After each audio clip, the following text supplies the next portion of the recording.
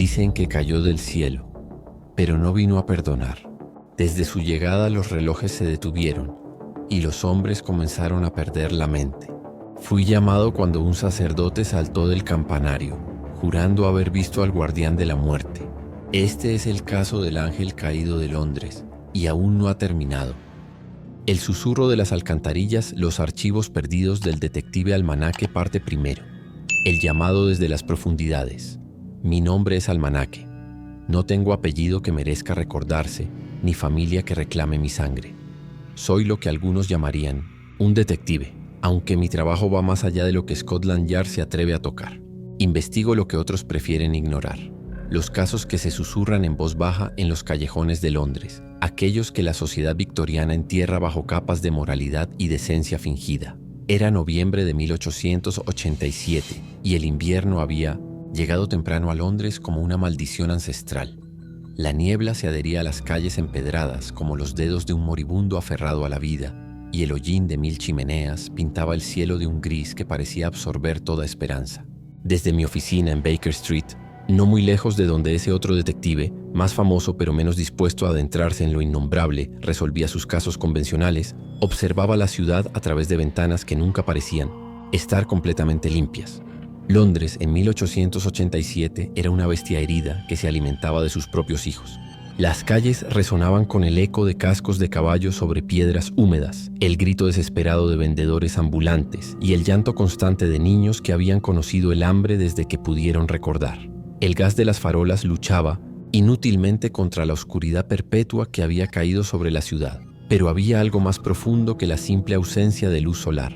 Era como si la propia Londres hubiera comenzado a respirar de manera diferente, con un ritmo que no pertenecía al mundo de los vivos.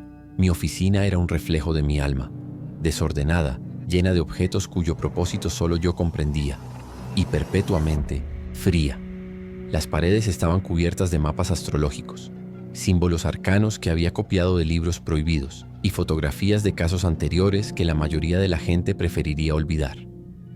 En el centro de mi escritorio reposaba mi herramienta más valiosa, un grimorio encuadernado en cuero negro que había adquirido de un ocultista moribundo en Whitechapel. Sus páginas contenían conocimientos sobre fuerzas que operaban más allá del velo de la realidad convencional. Fue en una de esas noches cuando ella llegó como una aparición emergiendo de la niebla londinense. Mrs. Whitmore apareció en mí, puerta envuelta en luto que parecía absorber incluso la débil luz que emanaba de mi lámpara de aceite. Su vestido negro era de buena calidad, pero había sido remendado múltiples veces con hilo que no hacía juego exactamente con la tela original. Sus ojos, hundidos en cuencas marcadas por el insomnio y la desesperación, brillaban con una intensidad que me hizo pensar en pozos profundos reflejando la luna llena.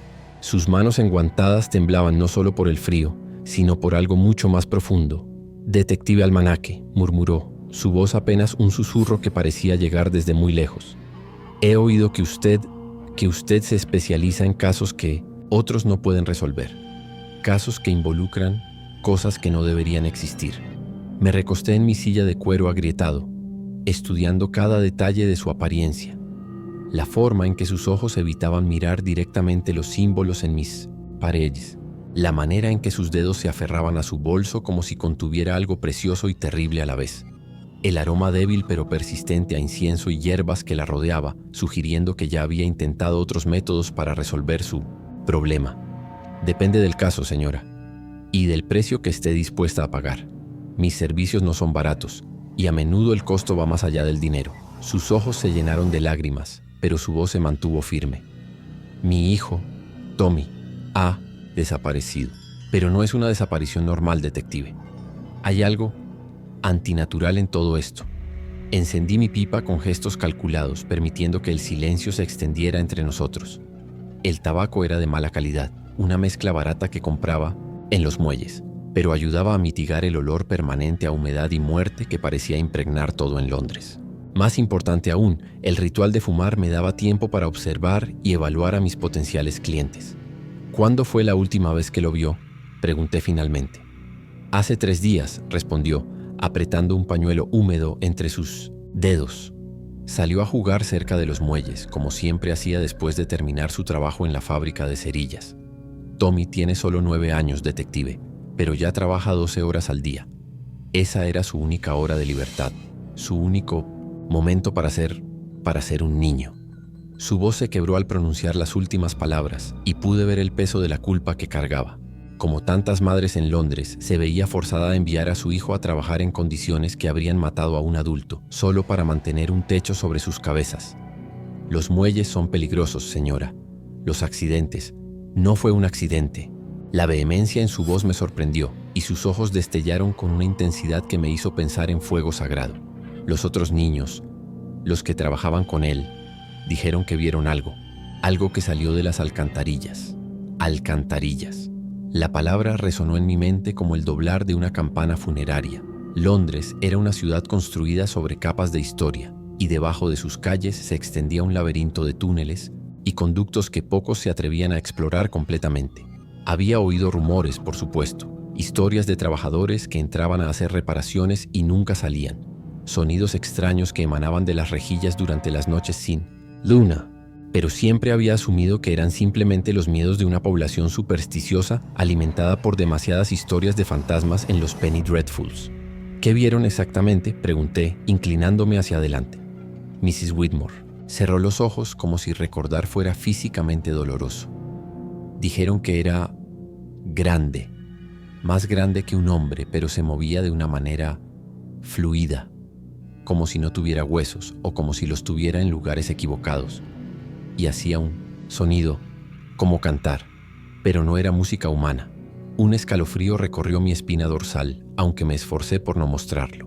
En mis años investigando lo sobrenatural, había aprendido que los testigos infantiles a menudo proporcionaban los detalles más precisos, ya que sus mentes aún no habían sido condicionadas para rechazar lo imposible. ¿Y los otros niños? Están a salvo, por ahora. Pero, detective Almanaque, hay algo más. Su voz se redujo a un susurro apenas audible. No es el primer niño que desaparece. En las últimas 3 semanas, al menos otros 6 se han desvanecido. Todos cerca de las alcantarillas. Todos en el East End. Y todos. Hizo una pausa, luchando con palabras que claramente la aterrorizaban. Todos fueron vistos por última vez siguiendo algo que los llamaba. El East End. El vientre podrido de Londres, donde la pobreza y la desesperación se mezclaban con el opio y el crimen en una sopa tóxica que envenenaba todo lo que tocaba. Si algo sobrenatural había decidido hacer su hogar en Londres, no podría haber elegido un lugar más apropiado.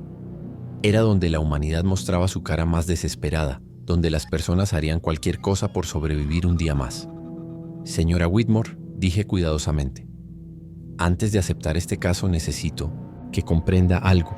Si lo que me está describiendo es real, si realmente hay algo antinatural involucrado, entonces la investigación nos llevará a lugares donde las reglas normales no se aplican. Lugares donde la lógica y la razón pueden ser más peligrosas que útiles. ¿Está preparada para esa posibilidad? Por primera vez desde que había entrado en mi oficina, Mrs. Whitmore me miró directamente a los ojos.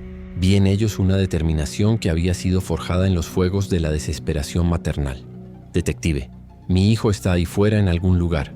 Si hay incluso la más mínima posibilidad de que pueda traerlo de vuelta, haré lo que sea necesario. Pagaré cualquier precio. Esas últimas palabras me inquietaron más de lo que esperaba. En mi experiencia, las personas que estaban dispuestas a pagar cualquier precio, a menudo descubrían demasiado tarde que el costo era más de lo que habían imaginado. Acepté el caso esa misma noche, sellando nuestro acuerdo con un apretón de manos que dejó mis dedos extrañamente fríos. Mrs. Whitmore me entregó una fotografía de Tommy, un niño de rostro delgado, con ojos que parecían demasiado viejos para su edad, y una bolsa de monedas que representaba probablemente todos sus ahorros. Después de que se marchara, dejando tras de sí solo el eco de sus pasos y el aroma fantasmal de lavanda mezclado con terror, me quedé solo en mi oficina, contemplando las sombras que bailaban en las paredes. El fuego en la chimenea se había reducido a brasas rojas que parpadeaban como ojos malevolentes, y el viento que se filtraba por las rendijas de las ventanas producía un gemido bajo y constante que parecía venir de las profundidades de la tierra. Esa noche, mientras Londres dormía inquieto bajo su manta de niebla, comencé a consultar mis libros más oscuros. El grimorio de cuero negro tenía referencias a entidades que se alimentaban de la inocencia, criaturas que atraían a los niños con promesas de refugio y protección, solo para transformarlos en algo que ya no era humano. Pero las descripciones eran vagas. escritas en un latín arcano que requería horas de traducción cuidadosa. Lo que sí quedaba claro era que estas entidades prosperaban en lugares donde el sufrimiento humano era más intenso.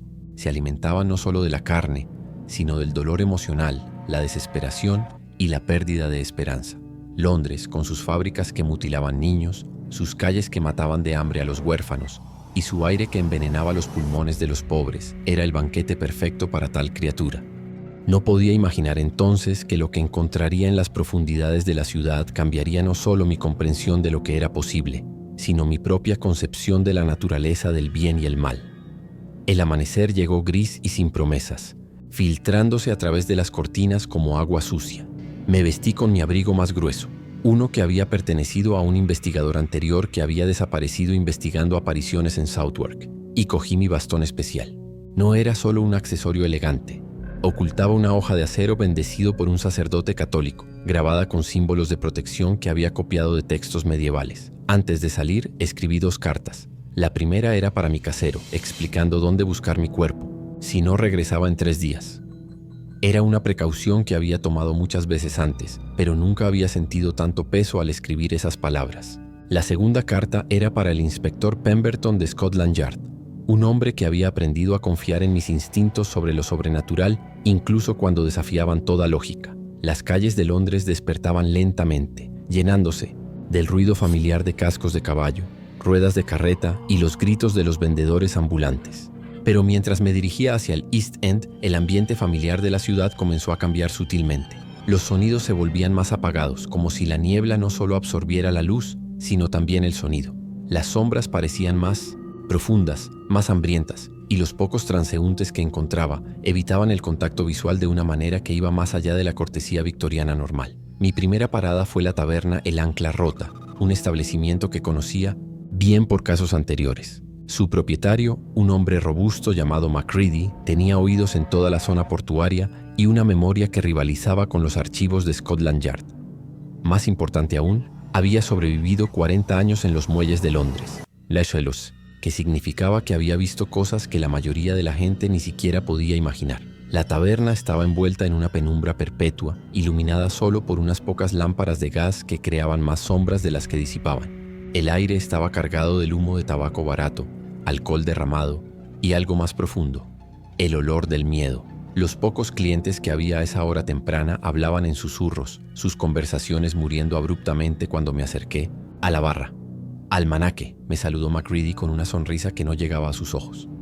Su rostro, curtido por décadas de viento salado y preocupaciones, mostraba líneas de tensión que no había visto antes. «¿Qué te trae por estos lares tan temprano? Y no me digas que es por el whisky, porque ambos sabemos que mantienes mejores licores en tu oficina». «Niños desaparecidos», respondí directamente. Macready era un hombre que apreciaba la honestidad, brutal por encima de las cortesías sociales, cerca de las alcantarillas. Su expresión se ensombreció inmediatamente y vi cómo sus nudillos se pusieron blancos al apretar el trapo que había estado usando para limpiar vasos. Se inclinó sobre la barra, bajando la voz hasta que fue apenas audible por encima del murmullo de conversaciones nerviosas. «Sí, he oído los rumores. Cosas extrañas, Almanaque. Cosas que harían que incluso un hombre como yo rezara antes de dormir. Y créeme, hace mucho tiempo que no rezo. ¿Qué tipo de cosas?» Macready miró alrededor de la taberna, aunque la mayoría de los clientes parecían estar demasiado absortos en sus propias preocupaciones para prestar atención a nuestra conversación. «Sonidos», murmuró. «Por las noches, cuando todo está tranquilo, se pueden oír cosas moviéndose bajo las calles. No ratas, ni gatos, ni nada que debería estar ahí. Y los olores. Dios mío, los olores que salen de algunas alcantarillas harían vomitar a un carnicero veterano». Saqué mi libreta y comencé a tomar notas usando el código abreviado que había desarrollado para registrar información sobrenatural. «¿Has visto algo directamente?» «No directamente. Pero mi hijo, él trabaja en las reparaciones de los túneles principales para la empresa de Joseph Bazalgette. Dice que algunos de los túneles más antiguos han sido modificados, como si algo hubiera estado excavando, expandiendo los espacios, creando nuevos pasajes que no aparecen en ningún mapa oficial de la ciudad. La información me perturbó más de lo que esperaba. El sistema de alcantarillas de Londres era relativamente nuevo, diseñado meticulosamente por Joseph Bazalgette tras la Gran Peste de 1858. Era un sistema que había salvado miles de vidas al separar los desechos humanos del suministro de agua potable. La idea de que algo hubiera estado alterando esa infraestructura sin autorización y sin ser detectado por los ingenieros responsables era más que inquietante. ¿Tu hijo estaría dispuesto a hablar conmigo? Podría pagarle por su tiempo. MacReady negó con la cabeza con una expresión que mezclaba tristeza y alivio. Se fue de la ciudad hace una semana. Tomó un barco a América. Dijo que no podía seguir trabajando ahí abajo, que había visto cosas que no le dejaban dormir, cosas que lo hacían despertar gritando en medio de la noche. ¿Qué tipo de cosas?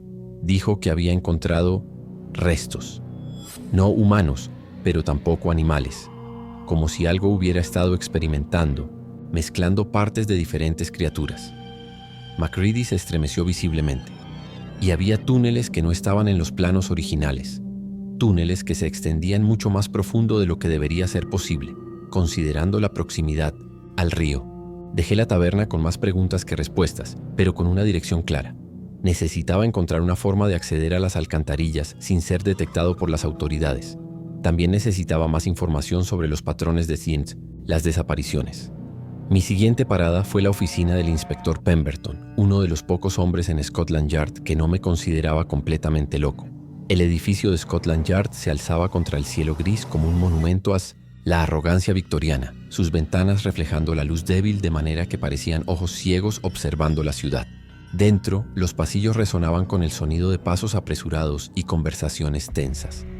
Había una sensación palpable de ansiedad en el aire, como si toda la institución estuviera conteniendo la respiración. El inspector Pemberton me recibió en su oficina con la expresión de un hombre que había visto demasiado en sus años de servicio. Las paredes estaban cubiertas de mapas de Londres, fotografías de escenas de crímenes y archivos que se acumulaban como las capas de una pesadilla burocrática. El aire estaba cargado del humo de su pipa y del peso de secretos no revelados. Almanaque. Me saludó sin levantar la vista de un informe que estaba leyendo. Su escritorio estaba cubierto de papeles, algunos marcados con sellos rojos que indicaban información clasificada. Supongo que vienes por los niños desaparecidos. ¿También estás investigando el caso? Finalmente me miró y vi que sus ojos tenían la misma expresión inquieta que había visto en Mrs. Whitmore. Pero había algo más. La fatiga de un hombre que había estado perdiendo el sueño y no por exceso de trabajo. Oficialmente no. Los casos de niños desaparecidos en el East End son estadísticamente normales, o al menos eso dice el comisionado. Dice que no podemos destinar recursos a cada familia que pierde un hijo a las calles de Londres. Pero Pemberton se recostó en su silla, que crujió bajo su peso. Su uniforme, normalmente impecable, mostraba signos de descuido. Una mancha de café en la manga, botones que no estaban perfectamente alineados. Pero hay patrones que no puedo ignorar, incluso si mis superiores prefieren no verlos. Todos los niños desaparecieron cerca de puntos de acceso a las alcantarillas. Todos fueron vistos por última vez durante las horas del crepúsculo, cuando la luz natural se desvanece pero las farolas de gas aún no han sido encendidas. Y todos, hizo una pausa, como si las siguientes palabras fueran físicamente difíciles de pronunciar. Todos fueron descritos por testigos como si estuvieran siguiendo algo, como si hubieran sido llamados. ¿Llamados por qué? Esa es la pregunta, ¿no es cierto? Se levantó y caminó hacia la ventana, mirando hacia las calles neblinosas de Londres. Los testigos, otros niños principalmente, dicen que parecían estar en una especie de trance, caminando con propósito pero sin conciencia aparente de su entorno, como sonámbulos, pero con los ojos abiertos y las extremidades moviéndose con coordinación perfecta. La descripción me heló la sangre. Había oído hablar de casos similares en mis estudios de ocultismo, pero siempre había asumido que eran exageraciones medievales o malinterpretaciones de enfermedades mentales. La idea de que algo pudiera ejercer control sobre la voluntad de un niño era más aterrorizante que cualquier monstruo físico que pudiera imaginar. Necesito acceso a las alcantarillas, le dije directamente. Pemberton me estudió durante un largo momento, sus ojos calculando riesgos y beneficios con la precisión de un hombre que había sobrevivido décadas navegando la política de Scotland Yard. ¿Estás seguro? He tenido equipos de búsqueda ahí abajo. Encontraron cosas que prefiero no describir en un informe oficial, porque nadie me creería. ¿Qué tipo de cosas? Se dirigió a uno de los archiveros y sacó una carpeta. marcada con sellos rojos de confidencialidad. La colocó sobre su escritorio con manos que temblaban ligeramente. Luego la abrió para revelar fotografías que inmediatamente deseé no haber visto. Las imágenes mostraban túneles de alcantarilla, pero no como los había imaginado. Las paredes estaban cubiertas de lo que parecían ser símbolos tallados a mano, o más bien, a garra. Los símbolos no pertenecían a ningún alfabeto que conociera, pero había algo en su disposición que sugería significado, propósito, intención. No eran grafitis aleatorios o vandalismos, eran un lenguaje. Esto se encontró en el túnel principal bajo Whitechapel, murmuró Pemberton. Pero lo más perturbador no son los símbolos. Mira la siguiente fotografía. La segunda imagen me robó el aliento. Mostraba lo que parecía ser un altar rudimentario construido con piedras recuperadas, metal oxidado y materiales que no podía identificar inmediatamente. La estructura tenía una geometría que ofendía al ojo, ángulos que parecían doblarse sobre sí mismos de maneras imposibles. Y sobre el altar, dispuestos con cuidado ceremonial que sugería reverencia religiosa, había objetos personales, zapatos pequeños, juguetes caseros tallados en madera, muñecas de trapo cosidas con hilo, barato, peines con dientes rotos. Objetos que claramente habían pertenecido a niños. ¿Encontraron cuerpos?, pregunté, aunque parte de mí no quería conocer la respuesta. No. Y esa es la parte más inquietante de todo esto. Sea lo que sea que está tomando a estos niños, no los está matando. Al menos, no inmediatamente. Y no los está manteniendo en los lugares donde encontramos estas ofrendas. La implicación me llenó de una sensación de náusea que no tenía nada que ver con el olor a tabaco rancio y humedad de la oficina. Si los niños estaban vivos, entonces estaban siendo mantenidos en algún lugar para algún propósito específico. Y basándome en mi conocimiento de rituales ocultistas, ese propósito raramente era benigno. Dame acceso, Pemberton. Necesito ver esto por mí mismo. Me entregó un mapa detallado del sistema de alcantarillas, marcado con anotaciones a mano que mostraban dónde habían encontrado las evidencias más perturbadoras. También me dio una llave maestra que abría las entradas de mantenimiento y una linterna más potente que la que normalmente llevaba. Ten cuidado, almanaque, me dijo mientras me dirigía hacia la puerta. Y si encuentras algo, cualquier cosa que sugiera que estamos tratando con fuerzas que van más allá de lo natural, sal inmediatamente y ven a buscarme. No trates de ser un héroe. Londres ya ha perdido demasiados hombres buenos por la arrogancia. Salí de Scotland Yard con el mapa quemándome el bolsillo interior y la certeza de que estaba a punto de cruzar una línea que no podría volver a cruzar. El Londres que había conocido toda mi vida, cruel, sucio pero fundamentalmente comprensible dentro de los parámetros de la experiencia humana, estaba a punto de revelar secretos que podrían ser mejor dejados en las sombras permanentes del olvido. Pero antes de aventurarme en las profundidades de la ciudad, necesitaba hacer una última parada. Había un hombre en Southwark, un erudito en textos medievales llamado Profesor Blackwood, que había ayudado en casos anteriores. Sí, había algo en los archivos históricos sobre entidades que se alimentaban de niños en Londres. Él lo sabría. Profesor Blackwood vivía en una casa de 3 pisos que parecía haber sido construida de libros más que de ladrillos y mortero. Cada superficie disponible estaba cubierta de volúmenes en latín, griego y lenguas que no podía identificar. El aire estaba cargado del aroma de pergamino viejo, tinta desvanecida y algo más profundo, el olor del conocimiento prohibido. El profesor mismo era un hombre de edad indeterminada, con cabello blanco que había adquirido ese color no por los años, sino por las cosas que había visto en sus investigaciones.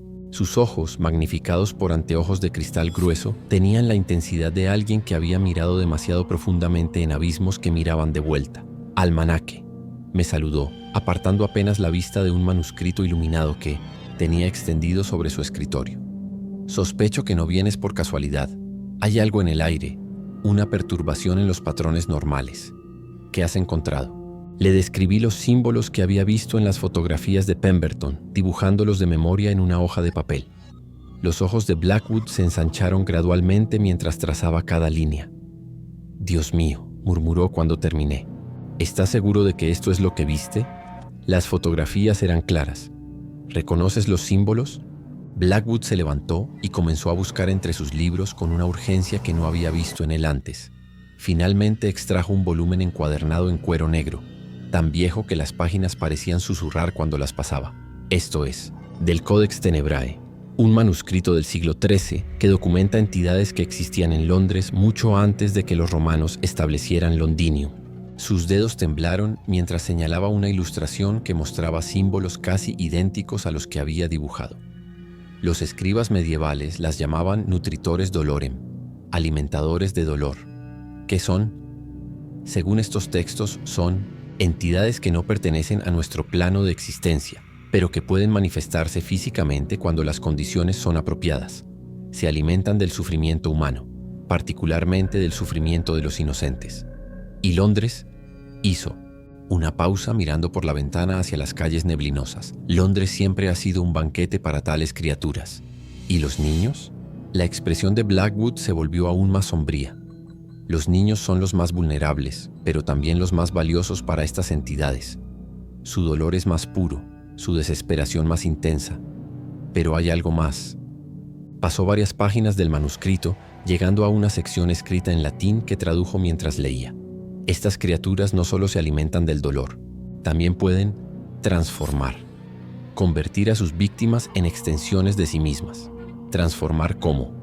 El proceso no está completamente documentado, pero según estos textos, las víctimas mantienen su apariencia básicamente humana, pero pierden su voluntad individual. Se convierten en colectores, atraen a más víctimas hacia la entidad principal.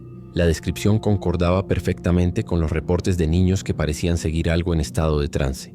¿Hay alguna forma de detenerlas? Blackwood cerró el libro con más fuerza de la necesaria.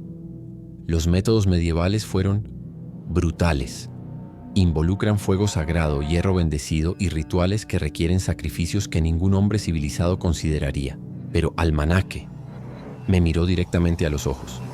Si realmente hay una de estas entidades operando en Londres, entonces cada día que pasa permite que se vuelva más fuerte, y si alcanza un cierto umbral de poder, ¿qué? Podría extenderse, más allá de los niños. Podría comenzar a tomar adultos, y eventualmente podría transformar secciones enteras de la ciudad en extensiones de sí misma.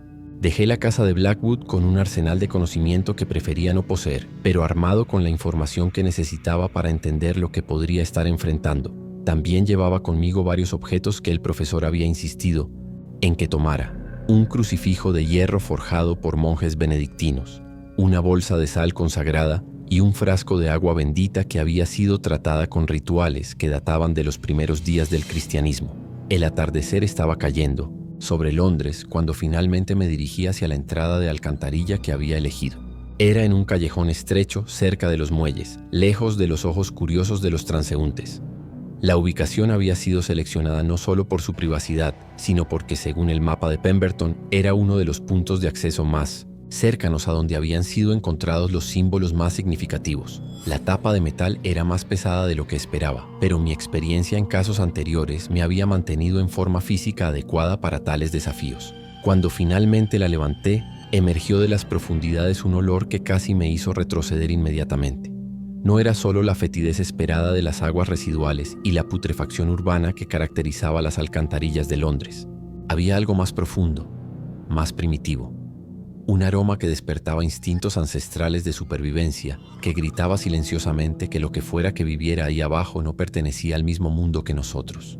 Era el olor del depredador, del cazador que había estado acechando en la oscuridad durante mucho más tiempo de lo que la humanidad había existido. Encendí mi linterna más potente y comencé el descenso, cada paso llevándome más lejos del mundo que conocía y más cerca de algo que desafiaba toda comprensión racional. Los primeros metros fueron relativamente normales, tanto como podía serlo una alcantarilla londinense. Los túneles eran de ladrillo bien construido, testimonio de la ingeniería victoriana, y el sonido de mis pasos se mezclaba con el goteo constante de agua y el susurro distante del viento moviéndose por los pasajes. Pero mientras me adentraba, siguiendo el mapa hacia el área donde habían desaparecido la mayoría de los niños, comencé a notar cambios sutiles que me pusieron los nervios de punta. Los ladrillos de las paredes mostraban marcas de arañazos profundos, como si algo grande hubiera pasado rozándolas repetidamente durante años.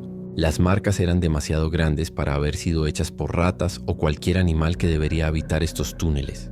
Y había un patrón en ellas, una regularidad que sugería propósito más que casualidad. Más perturbador aún, el mortero. Entre algunos ladrillos había sido removido, no por el tiempo o la humedad, sino deliberadamente. Los huecos resultantes parecían servir como asideros, como si algo hubiera estado modificando los túneles para facilitar el movimiento vertical. Pero ¿qué tipo de criatura necesitaría asideros en las paredes de una alcantarilla? Fue cuando llegué a la primera intersección significativa que encontré los símbolos que había visto en las fotografías de Pemberton. Pero verlos en persona, tallados profundamente en la piedra húmeda y brillando débilmente a la luz de mi linterna, era una experiencia completamente diferente a estudiar fotografías en la comodidad de una oficina. Los símbolos parecían pulsar, con significado propio, como si fueran más que meras marcas decorativas, como si fueran instrucciones, invitaciones, advertencias. Mientras los estudiaba más de cerca, comencé a sentir una extraña presión en mi cabeza, como si algo estuviera tratando de comunicarse directamente con mi mente.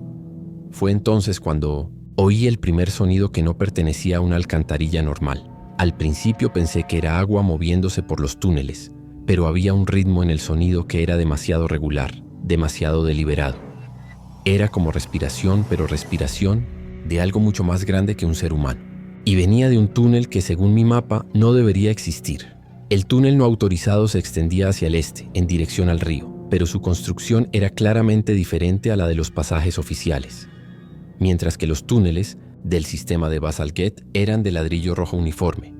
Este parecía haber sido excavado directamente en la arcilla y la roca que formaban los fundamentos de Londres. Sus paredes eran rugosas e irregulares, con una textura que recordaba más a una cueva natural que a una construcción humana, y de él emanaba un calor que contrastaba marcadamente con la frialdad húmeda del resto del sistema de alcantarillas. Era un calor orgánico, como el que emitiría un animal grande durmiendo. Contra todo instinto de supervivencia, me dirigí hacia ese túnel. Mis pasos se volvieron más cautelosos mientras avanzaba por el pasaje no oficial. La respiración, porque ahora estaba completamente seguro de que eso era lo que había estado oyendo, se hacía más fuerte y más clara con cada paso. Pero había algo más mezclándose con ese sonido. Un murmullo suave, casi musical, que se entrelazaba con el ritmo respiratorio como una melodía tocada sobre un bajo constante. La melodía, si es que se la podía llamar así, no tenía palabras reconocibles, pero había una calidad hipnótica en ella que me hizo reducir el paso, involuntariamente. Era hermosa de una manera que desafiaba toda lógica, considerando el lugar horrible de donde provenía. Y mientras más la escuchaba, más sentía una extraña compulsión de seguir adelante, de encontrar su fuente, de unirme a lo que fuera que estuviera creando esa música imposible. Era entonces cuando comencé a comprender realmente cómo habían sido atraídos los niños. No habían sido secuestrados en el sentido convencional. Habían sido seducidos, llamados por algo que entendía exactamente qué cuerdas tocar en un corazón joven que había conocido demasiado dolor y muy poca belleza. El túnel continuó descendiendo, en una pendiente gradual que me llevaba cada vez más profundo bajo Londres. Las paredes comenzaron a mostrar más símbolos, pero estos eran diferentes a los que había visto antes. Eran más elaborados, más intrincados y parecían contar una historia de dolor, transformación y algo que podría haber sido esperanza. Finalmente, el túnel terminó abruptamente en una caverna natural que no podía aparecer en ningún mapa de Londres. El espacio era vasto, más grande que cualquier cosa que hubiera esperado encontrar bajo la ciudad. Las paredes curvadas se perdían en las sombras más allá del alcance de mi linterna, y el techo se alzaba hasta desaparecer en la oscuridad como la bóveda de una catedral subterránea. El aire estaba caliente y húmedo, cargado de vapores que hicieron que mis ojos comenzaran a lagrimear y mi garganta se irritara. Pero no fueron las dimensiones imposibles de la caverna lo que me dejó sin aliento y me hizo cuestionar mi propia cordura. Fueron sus ocupantes. En el centro del espacio, iluminada por una fosforescencia débil que parecía emanar de las paredes mismas, había una estructura que desafiaba toda descripción racional. Era parte construcción, parte organismo vivo, parte máquina incomprensible. Parecía pulsar con vida propia, sus superficies brillantes reflejando la luz de manera que lastimaba los ojos y creaba patrones que se movían cuando no los miraba directamente. La estructura tenía la forma general de una espiral que se alzaba desde el suelo de la caverna hasta perderse en las sombras del techo. Pero era una espiral hecha de materiales que no podía identificar.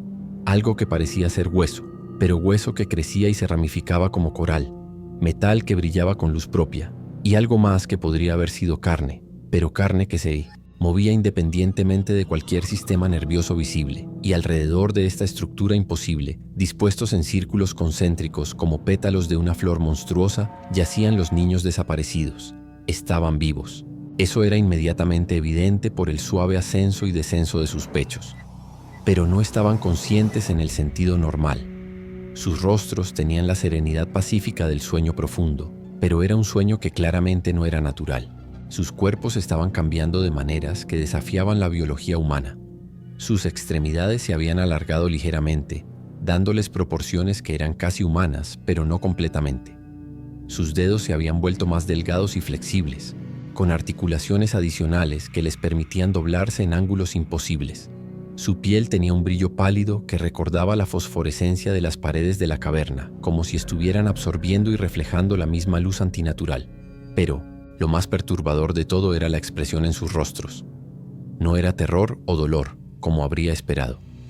Era contentamiento, paz profunda, como si finalmente hubieran encontrado algo que habían estado buscando toda su vida. Y cantando sobre todos ellos, con una voz que era hermosa y terrible a la vez, se alzaba la fuente del poder que había estado atrayendo a los niños hacia este lugar imposible. No era humana, aunque una vez pudo haberlo sido. Su forma sugería una mujer, pero una mujer que había sido alterada por fuerzas que no pertenecían a nuestro mundo o a nuestro entendimiento de lo que era posible. Su piel era translúcida, revelando sistemas vasculares que pulsaban con luz propia, creando patrones de iluminación que se movían a través de su cuerpo como aurora boreal líquida. Sus ojos eran completamente negros, sin iris ni pupila visibles, pero irradiaban una inteligencia antigua y hambriente que me hizo sentir como un insecto bajo el microscopio de un naturalista. Su cabello flotaba alrededor de su cabeza como si estuviera sumergida en agua, moviéndose independientemente de cualquier brisa que pudiera existir en la caverna, y de su garganta emergía esa canción que había estado atrayendo a los niños. Una melodía que prometía paz, protección y una transformación que los liberaría para siempre de las crueldades del mundo de arriba. Cuando me vio, la criatura no se detuvo de cantar. Si acaso su voz se volvió más fuerte, más seductora, más irresistiblemente hermosa. Y por un momento aterrador, sentí la misma compulsión que debían haber sentido los niños. El deseo overwhelming de caminar hacia ella, de unirme al círculo de los transformados, de dejar atrás el mundo doloroso y complicado de arriba por la simplicidad eterna de este santuario subterráneo. Fue solo la vista de Tommy Whitmore, reconocible, a pesar de los cambios que habían comenzado en su cuerpo, lo que me devolvió la lucidez que necesitaba para resistir. El niño yacía en el círculo interior, más cerca de la criatura que los otros, y su transformación estaba más avanzada que la del resto. Sus ojos, cuando se abrieron para mirarme, ya no eran completamente humanos. La criatura dejó de cantar, y en el silencio súbito que siguió, pude oír el latido de mi propio corazón como un tambor de guerra resonando en mis oídos. El eco se extendía por la caverna, rebotando en las paredes imposibles y regresando, distorsionado, como si el espacio mismo estuviera amplificando mi terror. Sus ojos negros como pozos sin fondo se fijaron en mí con una intensidad que parecía atravesar no solo mi cuerpo físico, sino mi alma misma. Sentí como si cada secreto que había guardado, cada vergüenza que había enterrado, cada momento de desesperación que había experimentado, estuviera siendo extraído de mi mente y examinado con curiosidad científica. Detective, habló, y su voz era como miel mezclada con veneno, hermosa pero letal. Cada palabra resonaba en múltiples tonos, como si varias voces estuvieran hablando en perfecta armonía. Has llegado más lejos que los otros que vinieron antes que tú. Mucho más lejos. Traté de hablar, pero mi garganta se había cerrado. La presencia de la criatura era abrumadora, llenando no solo el espacio físico de la caverna, sino también el espacio mental donde normalmente residían mis pensamientos coherentes. Finalmente logré forzar las palabras a través de mis labios entumecidos. ¿Qué eres? Una sonrisa curvó sus labios translúcidos, revelando dientes que eran perfectos y blancos, pero demasiado numerosos para una boca humana. Soy lo que Londres ha creado con su dolor, su desesperación, su crueldad interminable hacia los más vulnerables. Soy la respuesta a las oraciones silenciosas de cada niño que ha sufrido en las calles de arriba. Mientras hablaba, comencé a notar más detalles perturbadores sobre la caverna y sus contenidos. Lo que había tomado inicialmente por formaciones rocosas naturales eran en realidad estructuras construidas, pero construidas con materiales que no podía identificar completamente. Huesos, posiblemente. pero huesos que habían sido fusionados y moldeados hasta crear formas que no tenían precedente en la naturaleza conocida. Y entre estas estructuras, brillando con su propia luz interna como linternas orgánicas, había lo que parecían ser huevos. Docenas de ellos, cada uno del tamaño de un niño pequeño, pulsando con un ritmo que coincidía con los latidos de mi corazón acelerado. «Los niños», murmuré, la horrible comprensión comenzando a formarse en mi mente como una pesadilla que se materializa lentamente. «No los estás matando, los estás cambiando». «Los estoy salvando», replicó la criatura, y su voz se llenó de una pasión que era tanto hermosa como aterrorizante. Era la pasión de un misionero convencido de la justicia de su causa, de un revolucionario que creía genuinamente que estaba liberando a los oprimidos. Cada niño que llega aquí ha conocido el hambre que retuerce el estómago hasta que duele respirar. Ha sentido el frío que penetra hasta los huesos y nunca los abandona completamente. Ha experimentado la violencia de adultos que deberían protegerlos. Han sido golpeados, ignorados, tratados como basura por una sociedad que los considera desechables. Movió entonces, y su forma de moverse era tan antinatural que me hizo retroceder instintivamente varios pasos. No caminaba tanto como fluía, sus extremidades doblándose en ángulos que deberían haber sido imposibles para cualquier criatura con un esqueleto. Cuando se acercó a uno de los niños durmientes, una niña de tal vez 8 años cuyo rostro mostraba las cicatrices de viruela, y puso su mano translúcida sobre su frente. La niña suspiró con una expresión de profunda paz que nunca había visto en el rostro de un niño de las calles de Londres. «Mira sus rostros», murmuró la criatura, su voz ahora suave como una caricia. «¿Cuándo fue la última vez que viste tales expresiones de contentamiento puro en los rostros de los niños de las calles de Londres? Aquí no conocen el hambre que los mantiene despiertos por las noches. No conocen el miedo de no saber dónde dormirán o si despertarán por la mañana. No conocen el dolor de ser golpeados por adultos borrachos que descargan sus propias frustraciones en cuerpos demasiado pequeños para defenderse. Pero tampoco conocen la vida», respondí, encontrando mi voz y sintiendo cómo la indignación comenzaba a superar al terror. «¿Los has convertido en qué? ¿Drones? ¿Esclavos sin voluntad?» Sus ojos negros destellaron con algo que podría haber sido diversión, pero había una profundidad en esa mirada que sugería emociones que no tenían nombres en lenguaje humano. «Los he convertido en algo más perfecto de lo que la humanidad podría ser jamás. Observa y comprende». Hizo un gesto con su mano extendida y los niños en el círculo exterior comenzaron a moverse como si hubieran sido despertados por una música que solo ellos podían oír. Se levantaron con una gracia fluida que era hermosa y horrible al mismo tiempo, sus movimientos perfectamente sincronizados en una coreografía que no habían necesitado aprender. Sus rostros mantenían esa expresión de paz serena que había notado antes, pero cuando me miraron directamente, vi que sus ojos habían comenzado a cambiar, desarrollando la misma oscuridad profunda y sin fondo que los de su creadora. No había confusión en esas miradas, ni miedo, ni dolor, solo una certeza tranquila y una satisfacción profunda que nunca había visto en ojos humanos. «Pronto», continuó la criatura, su voz llenándose de una anticipación que me hizo temblar, «Londres entero conocerá esta paz, niño por niño, calle por calle, hasta que no quede ninguno que sufra en las calles de arriba. Y después, su sonrisa se amplió hasta revelar aún más dientes imposibles. Después vendrán los adultos que crearon ese sufrimiento, los que golpean, los que ignoran, los que se benefician del dolor de los inocentes». La magnitud de lo que estaba presenciando me golpeó como un puño en el estómago. Esto no era simplemente el secuestro de algunos niños desafortunados, era el comienzo de una transformación que podría extenderse por toda la ciudad. Luego, por todo el país, hasta que la humanidad misma fuera reemplazada por algo que no conocía el sufrimiento porque no conocía la elección. Y peor aún, parte de mí, una parte que me aterrorizaba reconocer, podía ver la lógica retorcida, pero innegable en su plan. Londres era indescriptiblemente cruel con sus niños. Las calles estaban llenas de huérfanos que morían de frío y hambre mientras los ricos cenaban en salones calientes. De niños trabajadores que perdían dedos en las fábricas para que los dueños pudieran comprar carruajes más elegantes.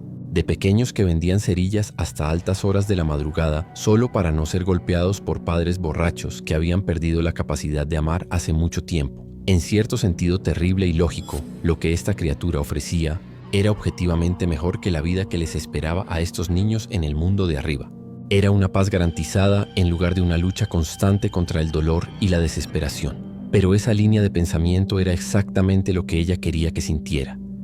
Era la seducción, el anzuelo que había estado usando no solo para atraer a los niños, sino posiblemente a algunos de los hombres que habían venido antes que yo.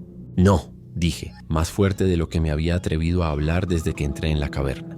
Mi voz resonó en el espacio imposible, y por un momento la criatura pareció sorprendida de que hubiera podido resistir su influencia. No tienes derecho a tomar esa decisión por ellos. La criatura se volvió hacia mí, y por primera vez vi algo como irritación genuina en su expresión. La belleza sobrenatural de su rostro se distorsionó ligeramente, revelando algo más primitivo y hambriento debajo de la máscara de benevolencia maternal. ¿Derecho? Su voz había perdido algo de su cualidad musical, volviéndose más áspera, más obviamente no humana. ¿Hablas de derechos? ¿Dónde estaban sus derechos cuando fueron abandonados como basura en las calles de Londres? ¿Dónde estaban sus derechos cuando fueron golpeados hasta quedar inconscientes por adultos que deberían haberlos protegido? ¿Dónde estaban sus derechos cuando fueron vendidos por sus propios padres a fábricas que los mutilaron por unas monedas? Yo soy la única que les ha dado lo que merecían desde el nacimiento. Protección verdadera. Les has quitado su humanidad. Les he quitado su sufrimiento. Les he dado paz eterna. Les has quitado su derecho a elegir. La criatura se rió y el sonido fue como cristal rompiéndose en una catedral. ¿Elegir? ¿Qué elección tenían? Elegir entre morir de hambre lentamente o morir de frío rápidamente. Entre ser golpeados por extraños o ser golpeados por familiares. Entre prostituirse para sobrevivir o robar hasta que los cuelguen. Esas no son elecciones, detective. Esas son diferentes formas de tortura. La conversación podría haber continuado indefinidamente, pero fue entonces cuando noté algo que cambió completamente mi comprensión de la situación. En mi concentración en la criatura y los niños transformados, no había prestado atención suficiente a los detalles más pequeños de la caverna, pero ahora, mirando más cuidadosamente alrededor del espacio imposible, pude ver que había otros objetos esparcidos por el suelo pedregoso. Objetos que no pertenecían a niños, herramientas de trabajador, oxidadas pero todavía reconocibles. Linternas como la mía, pero más viejas, sus cristales rotos y sus marcos deformados, trozos de uniforme que reconocí como pertenecientes a trabajadores del sistema de alcantarillas. Y más inquietante, insignias de policía de Scotland Yard, algunas tan viejas que los números de identificación habían sido corroídos hasta volverse ilegibles. Los otros que vinieron antes que yo, murmuré, sintiendo como una nueva oleada de horror me invadía. ¿Qué les pasó? La sonrisa de la criatura se amplió hasta proporciones que deberían haber sido físicamente imposibles, revelando hileras tras hileras de dientes que eran demasiado afilados y numerosos para cualquier boca terrestre. Algunos eligieron unirse voluntariamente una vez que comprendieron la belleza perfecta de lo que estaba creando aquí. Comprendieron que el sufrimiento humano es una enfermedad que debe ser curada, sin importar el costo. Hizo un gesto hacia las estructuras similares a huesos que había notado antes, y ahora pude ver con horrible claridad que no estaban hechas solo de huesos de animales. Algunos de esos huesos habían pertenecido a hombres adultos, hombres que habían venido aquí buscando niños desaparecidos y habían encontrado algo que los había convencido de que la causa de la criatura era justa. Otros, continuó, su voz ahora llena de algo que sonaba como nostalgia, otros no pudieron comprender inmediatamente, pero sus huesos han contribuido a la construcción de este santuario y sus esencias han alimentado la transformación de los pequeños que protejo. Nada se desperdicia aquí, detective. Todo sufrimiento encuentra su propósito final. El horror de la realización completa me golpeó como una ola fría. Las estructuras óseas no eran solo decoraciones o construcciones casuales. Eran monumentos a hombres que habían venido aquí con las mejores intenciones y habían sido seducidos o destruidos por una entidad que genuinamente creía que estaba salvando el mundo, eliminando la capacidad humana de sufrir. Pero tú eres diferente, continuó la criatura, acercándose más con esa forma de moverse que desafiaba las leyes físicas. Puedo verlo en tus ojos. Comprendes la necesidad imperiosa de lo que estoy haciendo aquí. Has visto suficiente del mundo para saber que la humanidad es fundamentalmente corrupta, que el sufrimiento es la única constante verdadera en la experiencia humana. Te unes a mí voluntariamente y te daré una posición de honor en el nuevo mundo que estoy creando para reemplazar el viejo. Era verdad que parte de mí comprendía su lógica. Durante años de investigar los aspectos más oscuros de la naturaleza humana, había visto suficiente crueldad, suficiente indiferencia hacia el sufrimiento de los inocentes, para cuestionar si la humanidad realmente merecía continuar existiendo en su forma actual. Pero otra parte, la parte que había mantenido mi humanidad a pesar de décadas de ver lo peor que Londres tenía para ofrecer, se rebeló contra esa comprensión. Era la parte que recordaba que también había visto actos de bondad inexplicable, sacrificios desinteresados, amor que persistía incluso en las circunstancias más desesperadas. Saqué mi bastón y activé la hoja oculta en un movimiento fluido, que había practicado miles de veces hasta que se había vuelto instintivo. El acero brilló bajo la luz fosforescente de la caverna y inmediatamente la atmósfera cambió.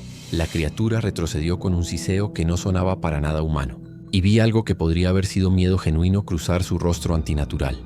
«Hierro», murmuró, y por primera vez escuché algo parecido al miedo real en su voz. «Por supuesto que traerías hierro. Los viejos conocimientos no han muerto completamente, ¿verdad?» No esperé a que se recuperara de la sorpresa. Me lancé hacia adelante, dirigiendo la hoja hacia lo que esperaba fuera su corazón, o el equivalente, más cercano que pudiera tener una criatura como esa. Pero mi ataque nunca llegó a su objetivo. Los niños transformados se movieron con una velocidad sobrehumana que desafiaba toda lógica biológica, interponiéndose entre nosotros como una barrera viviente. Tommy Whitmore fue el primero en alcanzarme. Sus pequeñas manos, ahora dotadas de una fuerza que me envió tambaleándome hacia atrás con suficiente violencia para hacerme caer. «No los lastimes», gritó la criatura, pero no estaba hablando conmigo.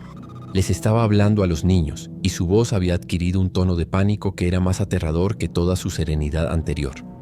«Son mi regalo para la humanidad. No permitas que este hombre los destruya por ignorancia». Los niños me rodearon, formando un círculo perfecto a mi alrededor, pero no me atacaron directamente. En cambio, comenzaron a cantar, sus voces uniéndose a la de su creadora en una armonía que era más hermosa de lo que cualquier coro humano podría lograr jamás. Y mientras cantaban, sentí que mi resolución comenzaba a debilitarse como cera, bajo el fuego. La canción hablaba directamente a partes de mi mente que no sabía que existían. Prometía un fin al dolor constante que había sido mi compañero durante décadas de trabajo detective. Ofrecía la posibilidad de nunca más tener que ver el sufrimiento de inocentes. Nunca más tener que enfrentar la crueldad casual de la sociedad humana. Nunca más tener que cargar con el peso de los casos que no había podido resolver y las víctimas que no había podido salvar. Prometía que si me rendía, si me unía a ellos, podría ser parte de algo más grande que mi propia existencia solitaria y frecuentemente sin sentido. Nunca más tendría que enfrentar la indiferencia y la hostilidad del mundo de arriba. Nunca más tendría que vivir con la certeza de que sin importar cuántos casos resolviera, siempre habría más sufrimiento esperando en las sombras. Pero, entonces, a través de la niebla seductora de la canción, oí algo más. Un sonido débil pero familiar que cortó a través de la armonía sobrenatural como un cuchillo a través de seda. Sollozos, uno de los niños. Uno cuya transformación aún no estaba completa, estaba llorando en silencio mientras cantaba. Lágrimas corrían por sus mejillas demacradas, pero su voz nunca vaciló en la canción que estaba siendo forzado a interpretar. Era un niño atrapado entre dos mundos, ya no completamente humano, pero todavía lo suficientemente humano para llorar por lo que había perdido. Era esa imagen, un niño llorando, mientras era forzado a cantar su propia perdición, lo que me devolvió la claridad mental que necesitaba para actuar. En lugar de atacar directamente a la criatura, lo cual había demostrado ser inútil, dirigí mi atención a la estructura pulsante en el centro de la caverna. Mi instinto, alimentado por años de experiencia con lo sobrenatural, me decía que era más que una simple construcción. Era el corazón de todo lo que estaba sucediendo aquí.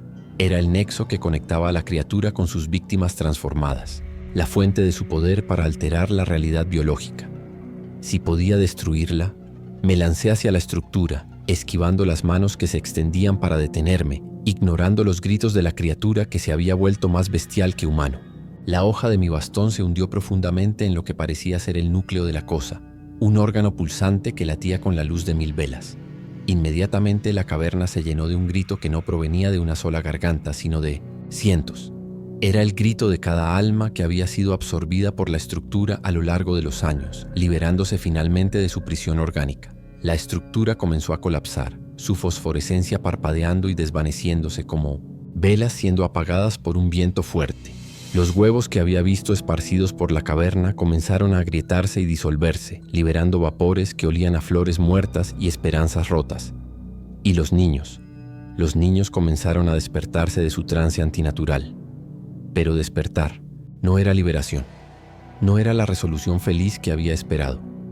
Mientras la influencia de la criatura se desvanecía como humo, los niños comenzaron a recordar no solo dónde estaban, sino lo que les había sucedido, lo que habían estado a punto de convertirse y, lo más terrible de todo, lo que habían sentido durante su transformación. Sus gritos de terror y confusión llenaron la caverna, mezclándose con los lamentos de agonía de su captora mientras su forma comenzaba a descomponerse como sal en lluvia. Pero en esos gritos infantiles había algo peor que el miedo. Había pérdida.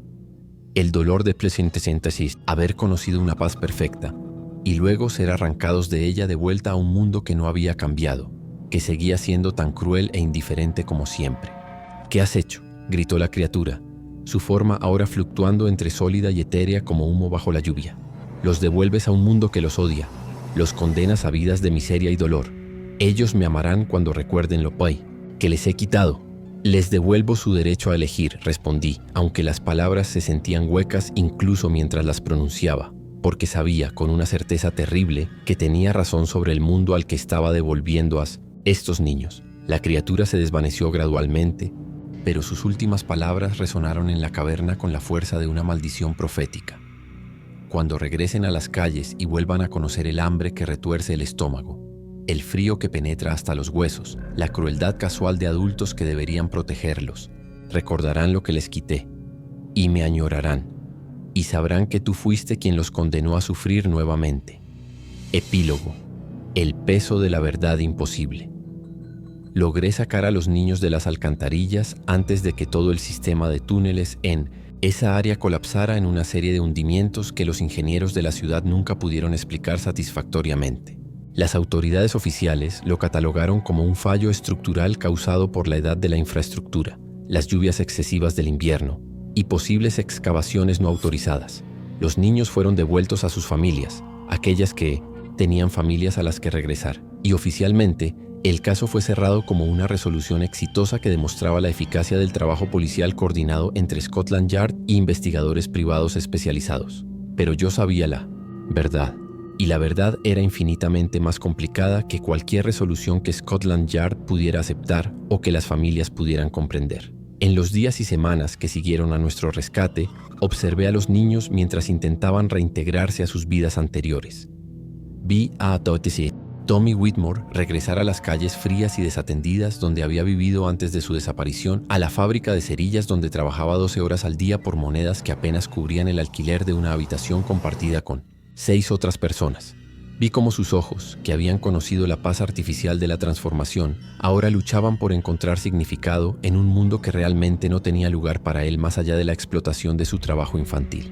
Vi cómo despertaba gritando por las noches, no por pesadillas sobre la criatura, sino por sueños sobre la paz que había perdido. Algunos de los niños se adaptaron mejor que otros a su regreso al mundo normal. Los más jóvenes, aquellos cuya transformación había estado menos avanzada, eventualmente parecían olvidar la mayor parte de su experiencia.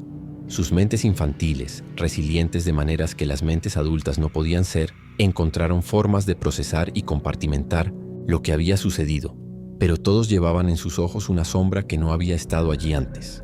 El recuerdo de algo que había prometido ser mejor que la realidad a la que habían regresado. Y en mis momentos más oscuros, cuando veía a Tommy temblando de frío en una esquina mientras trataba de vender cerillas a transeúntes que lo ignoraban, me preguntaba si realmente había hecho lo correcto. Mrs. Whitmore me pagó generosamente por el regreso de su hijo, vaciando sus ahorros de una vida entera para cumplir con el precio que habíamos acordado. Pero cuando le entregué mi informe final, una versión cuidadosamente editada que omitía los detalles más perturbadores, pude ver en sus ojos que sabía que había más en la historia de lo que le estaba contando. No insistió en conocer los detalles completos, sin embargo. Algunas verdades son demasiado grandes y terribles para ser contenidas en conversaciones educadas en salones victorianos. Y algunas verdades son demasiado peligrosas para ser compartidas con personas que aún tienen que vivir en el mundo todos los días. El inspector Pemberton nunca me preguntó exactamente qué había encontrado en las alcantarillas durante esa noche final.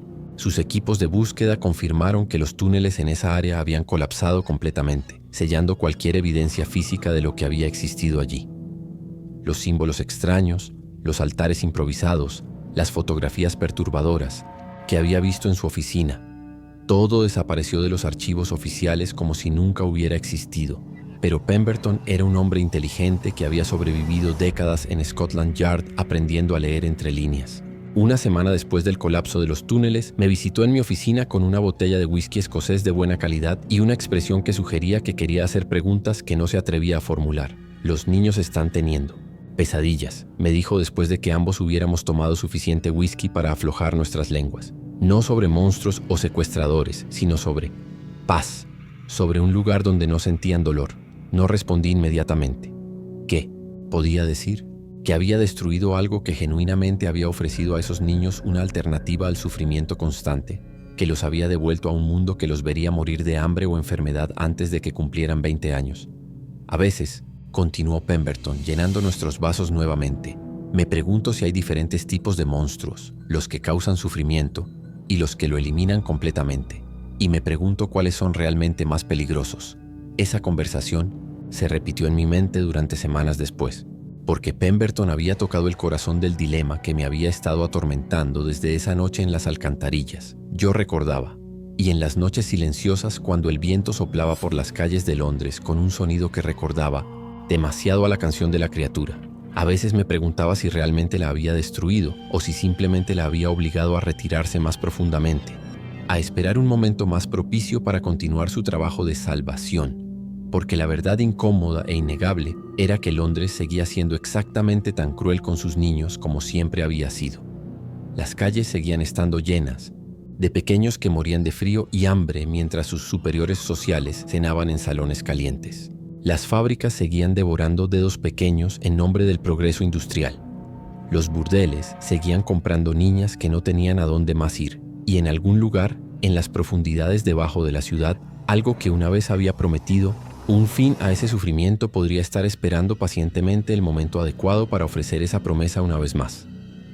Comencé a mantener registros más detallados de las desapariciones de niños en Londres, buscando patrones que pudieran sugerir el regreso de la criatura o la aparición de algo similar, porque sabía con una certeza que me helaba la sangre que ella había sido solo un síntoma de un problema más grande. Londres, y por extensión toda la sociedad victoriana, había creado condiciones donde el sufrimiento de los inocentes era no solo tolerado, sino sistemáticamente mantenido para el beneficio de los poderosos. Y donde existe tal sufrimiento concentrado, eventualmente atraerá entidades que se alimentan de él. La criatura había dicho algo justo antes de desvanecerse, algo que no mencioné en ninguno de mis informes porque las implicaciones eran demasiado aterradoras para documentar. Volveré, había murmurado con su voz como miel venenosa. Tal vez no en esta forma. Tal vez no en este siglo, pero volveré. Porque mientras exista el sufrimiento innecesario de los inocentes, siempre habrá una necesidad de lo que ofrezco. Y cuando el dolor se vuelva finalmente insoportable, cuando los niños no tengan absolutamente a dónde más acudir, volveré. Porque soy la única respuesta verdadera a la crueldad sistémica de este mundo. Y lo más aterrador de todo era que, en mis momentos más honestos conmigo mismo, no estaba seguro de que estuviera equivocada. Pasaron los meses y luego los años. Continué tomando casos, resolviendo misterios, enfrentando horrores tanto naturales como sobrenaturales. Pero siempre, en el fondo de mi mente, estaba la memoria de esa noche en las alcantarillas y la pregunta que nunca podría responder satisfactoriamente. Tommy Whitmore murió 3 años después de su rescate. No de manera violenta o dramática, sino simplemente de neumonía durante un invierno particularmente duro. Su cuerpo, debilitado por años de malnutrición y trabajo infantil, simplemente no pudo luchar contra la enfermedad. Mrs. Whitmore me envió una carta informándome de su muerte, y en esa carta había una línea que me persigue hasta el día de hoy. En sus últimos momentos habló de un lugar hermoso donde había estado una vez, donde no sentía frío ni hambre. Murió sonriendo, detective. Murió sonriendo. Otros de los niños que había rescatado siguieron destinos similares. Algunos murieron jóvenes de enfermedades o accidentes industriales. Otros sobrevivieron hasta la edad adulta, pero llevando siempre esa sombra en sus ojos. Ese recuerdo de una paz que habían conocido brevemente y que sabían que nunca volverían a encontrar en el mundo normal. Ahora, Años después, cuando veo a un niño huérfano temblando en una esquina mientras trata de vender cerillas o periódicos, o cuando leo en los diarios sobre otro pequeño encontrado muerto en el Támesis, me pregunto si hice lo correcto esa noche en las alcantarillas. Destruí algo que prometía acabar con el sufrimiento de los inocentes, pero devolví esos mismos inocentes a un mundo que los ve como desechables, como recursos para ser explotados, hasta que ya no sirvan. No hay respuestas fáciles a las preguntas morales que me planteo cada noche antes de cerrar los ojos. Solo sé que cada vez que el viento sopla por las calles de Londres con un sonido que recuerda a música distante, escucho atentamente por si hay indicios de que algo esté cantando en las profundidades de la ciudad. Porque si la criatura realmente regresa, si Londres llega finalmente a un punto donde su crueldad hacia los vulnerables se vuelve tan sistemática e insoportable que incluso una transformación antinatural parece preferible a la continuación del status quo, entonces tal vez, esta vez no la detendré. Tal vez esta vez dejaré que cante. Y tal vez, solo tal vez, el mundo será un lugar mejor por ello. Pero esa es una decisión que espero nunca tener que tomar. Porque la alternativa, un mundo donde la humanidad pierde su derecho a elegir su propio destino, incluso si ese destino incluye sufrimiento, puede ser peor que todos los horrores que he enfrentado. La criatura había ofrecido paz a cambio de libertad. Había prometido el fin del dolor a cambio del fin de la elección. Y aunque rechazo su solución, no puedo negar que el problema que intentaba resolver es real y urgente. Londres sigue siendo cruel. Los niños siguen sufriendo. Y en algún lugar, en las profundidades de la ciudad o en dimensiones que no puedo imaginar, algo que prometió ser la solución a todo ese sufrimiento podría estar esperando el momento adecuado para intentarlo nuevamente. Y cuando ese momento llegue, no estoy seguro de qué haré.